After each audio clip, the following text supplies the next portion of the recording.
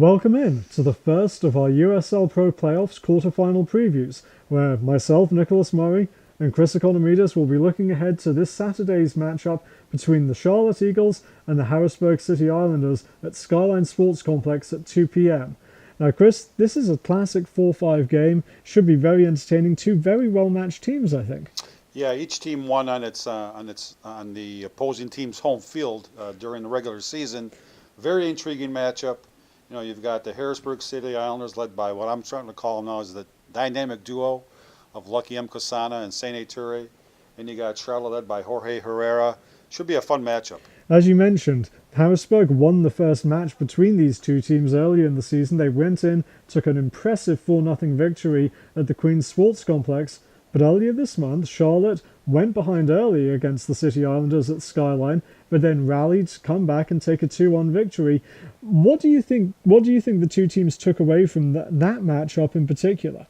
Well, again, I think this could be one of those games where last shot wins. I mean, both teams have explosive offenses. Eric Reed's done a tremendous job for the Charlotte Eagles in goal this year.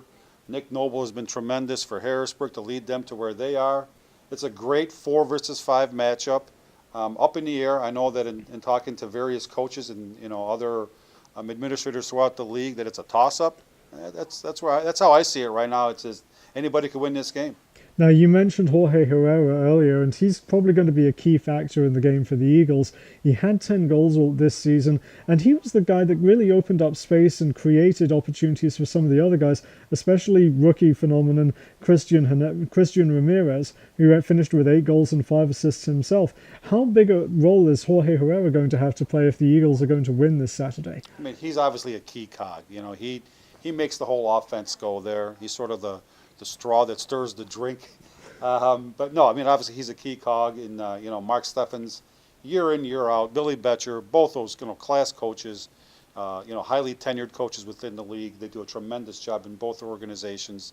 It's going to be a fun game to watch. Now, you mentioned the dynamic duo earlier, Lucky M. Kasana, Saint Ture, both double-digit goals this season.